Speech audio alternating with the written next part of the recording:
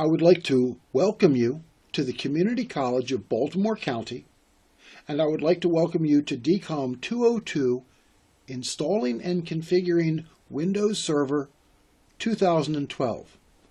My name is Dan Whitaker, and I will be your instructor in this online course.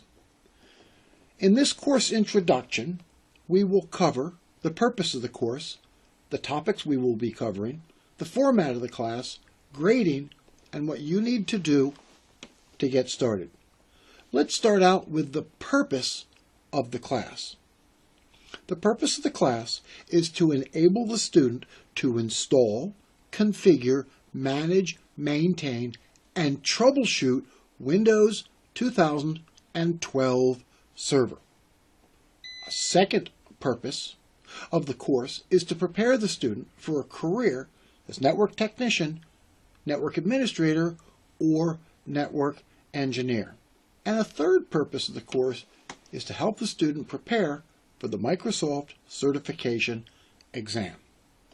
Now let's look at the topics, that is, what we will be covering in this class. If you go to the table of contents in our textbook, which is available at the bookstore or online, you will see we have 19 chapters. So let's briefly look at each chapter. Chapter 1, Installing Servers, we look at the purpose of Windows Server 2012, the different editions, the Windows Metro interface, and the various different installation methods. In Chapter 2, Configuring Servers, we use Server Net Manager to perform basic configuration such as assigning computer name, DNS name, and IP address. And then we see that Server Core is an addition of Windows Server which is command line only.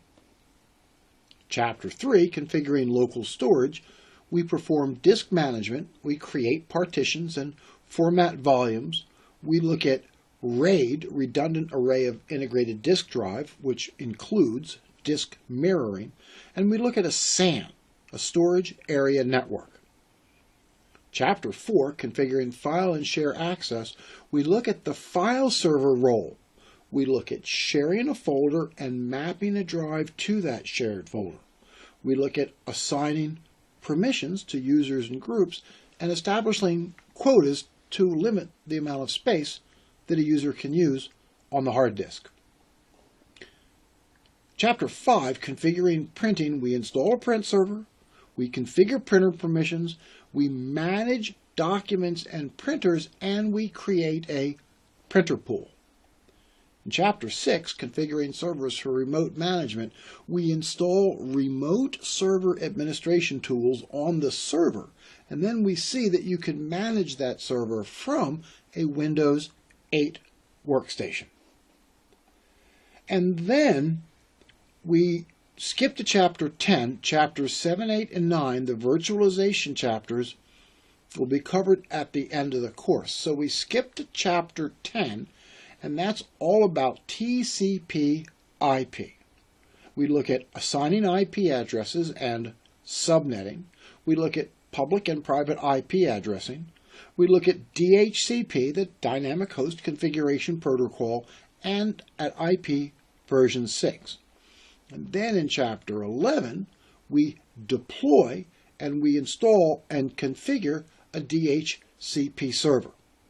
We look at designing a DHCP infrastructure, and we see how IPv6 can be implemented with DHCP.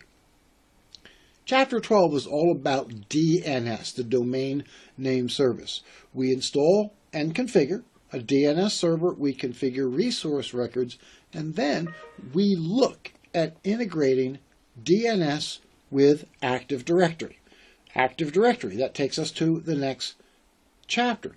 Chapter 10, Installing Domain Controllers, is where we install Active Directory and then we configure domain controllers. And then in the next chapter we continue configuring domain controllers where we look at creating and managing Active Directory users and computers. We look at creating user accounts, configuring user account properties, and creating computer accounts. Chapter 15, creating and managing Active Directory groups and organizational units. We see that users and groups can be grouped into organizational units. And then we see that permissions can be assigned to users to specify who can access which files. And group nesting is where we group groups within groups. Chapter 16 is creating group policy objects. These are called GPOs, and group policy allows us to configure a large number of users and computers all at the same time. We look at creating group policy objects, at GPO blocking, and GPO filtering. Chapter 17, we talk about group policy security policies, how we can enable auditing and assign rights. We look at built-in groups and at configuring UAC, the user account. Chapter 18, we look at configuring application restriction policies. Group policy allows us to remotely install software on the workstations, and then App Blocker can be used to allow or deny access to the programs that we want the users to have access to. Chapter 19, configuring the Windows Firewall. We look at firewall configuration, we enable firewall rules, and we create custom rules. Then we go back to chapters 7, 8, and 9, and these are the virtualization chapters. In chapter 7, we look at creating virtual machines. We discuss why do we have virtualization and what is virtualization. We see that Hyper-V is Microsoft's hypervisor, and then we create a virtual machine. In chapter 8, we create and configure virtual machine storage. We create virtual hard disks.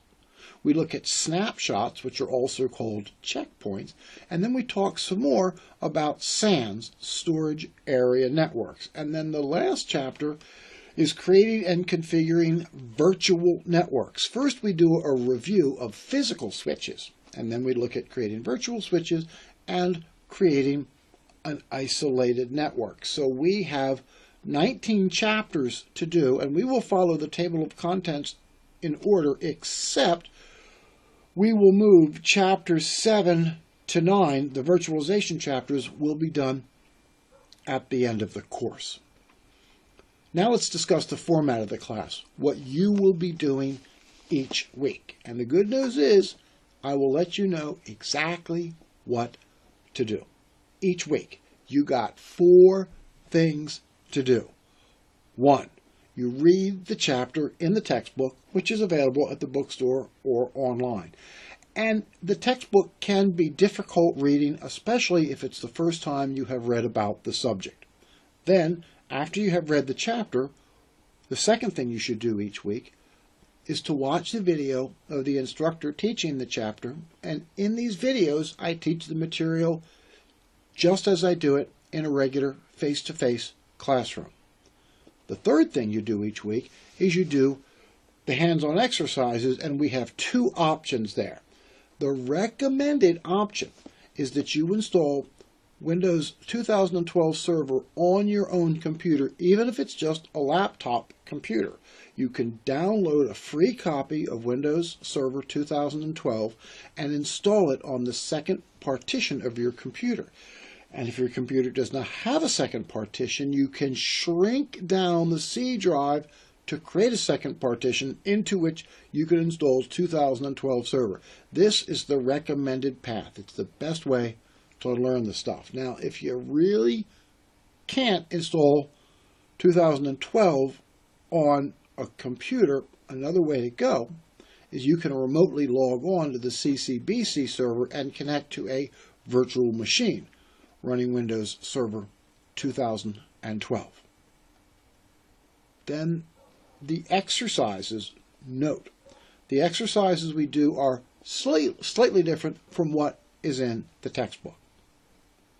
Then, the fourth thing you do each week is to take the online quiz. And one reason we have the quiz is it kind of makes you read the textbook. The quiz is open book. It's multiple choice, and you get 3 opportunities to take the quiz. So I hope I will be seeing everybody getting 90s and 100s on these quizzes. Each week, you got 4 things to do. Read the chapter in the book, watch the video, do the hands-on exercises, and take the online quiz. Grading. Your grade is based upon 4 criteria. The weekly quizzes altogether make up 20% of the grade, so that means each quiz is worth about 1% of the entire grade. Then the midterm exam is 25% of the grade.